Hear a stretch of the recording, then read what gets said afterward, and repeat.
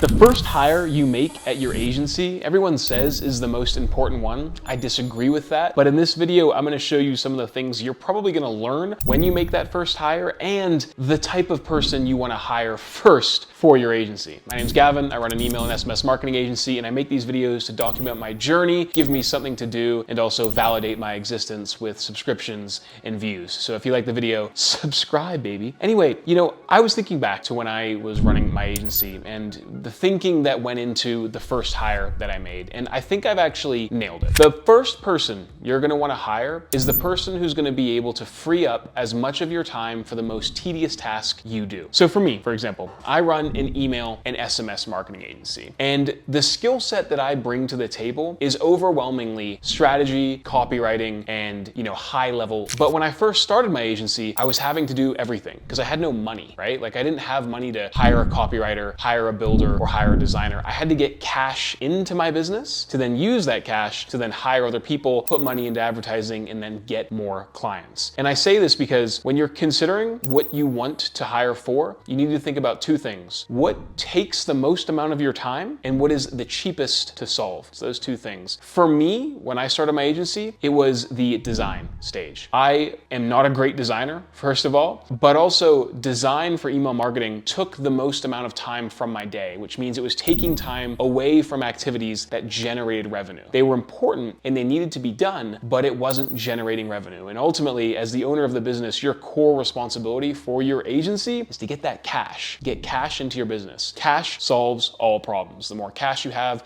the better people you can hire, the better systems you can build, the higher your client satisfaction will be. So when you're considering who you want to hire, find the thing that you spend the most amount of time doing that requires the least amount of skill to actually complete and is the cheapest to solve. So if you're doing a whole lot of strategy stuff, that requires quite a bit of skill to solve, right? And in reality is gonna cost quite a bit of money to solve. So you don't really wanna outsource that. You wanna find something that's tedious, that takes a bunch of your time, that you can then give to somebody who is gonna be relatively cheap to solve. So if I think about it for most marketing agencies, that's typically gonna be stuff like designing creative, right? It's gonna be building and uploading stuff into systems. So if you're like an ads team, could be uploading ad creative into your ads system, meta ads, it could be scheduling content, or it could be, in the case of email marketing, designing or even building email templates, because that also takes a lot of time. And the reality is those skills are they're skills, right? They are skills and they are high quality skills, but there's a lot of people who do it, meaning it's cheaper to outsource that. The reality is, you can find a good designer for anywhere between 10, 15, 20, could probably even go lower to an hour. And if you actually figure out like what your time is worth from a revenue generation perspective, like if you spend 100 hours on getting sales and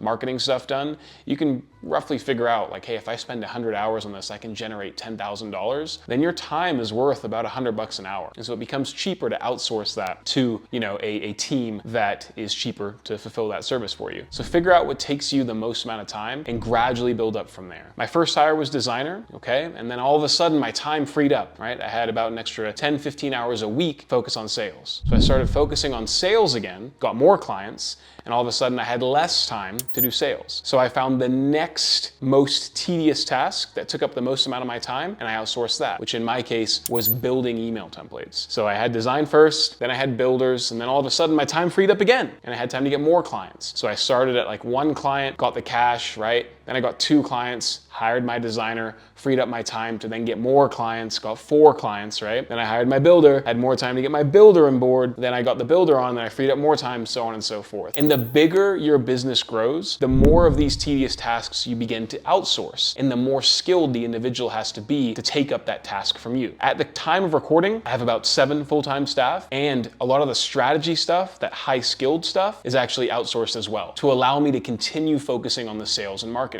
As my business keeps growing, we did about $115,000 a couple of months ago, did $80,000 the previous month, another $90,000 the previous month, and I think this month we're at about $100,000. This is New Zealand dollars, by the way. As we continue to grow, my role will eventually move away from sales because I won't have time to take all the sales calls. So I'll outsource the sales process, and then I can focus on really high-level stuff solely, like marketing, and also perhaps building out systems, offers, SOPs. That requires a very high-level skill set. Then as I get bigger, I can then hire somebody else to help me with the internal SOPs. But as you see, the bigger you get, the more complex the problems become that need to be outsourced if you want to outsource them and if you want to grow, and the more expensive expensive they become to outsource as well, meaning you need to have consistently more revenue to start outsourcing more and more of these complex tasks. I see so many people who go into the agency space and the first hire they make is a lead generation specialist or something like that. Don't do that. Just manually grunt through that hard stuff, get the easy things that are easy to outsource done first, and then when you're big enough, start spending more money on the higher skilled tools or people that you need to bring into your business. That's what I've done at least, and it's worked very, very well for me. Now, in terms of what you're gonna learn from hiring your first person, this is probably the more value in actually the learnings that you're gonna get from hiring rather than what the individual brings to the table. You're gonna learn how to manage deadlines. You're gonna learn how to treat people with respect on your team, and you're also gonna learn how to communicate in a way that gets the best results for your team. Don't yell at your staff, don't treat them like shit, treat them well, and they'll give you good results as well. And you'll see that, and that's gonna be something that you learn as time goes on. Something that I learned when I was, working with my agency, nothing really comes from being rude or abrasive to your team. You're gonna learn how to become I think, better human being and a better person at delivering critical feedback and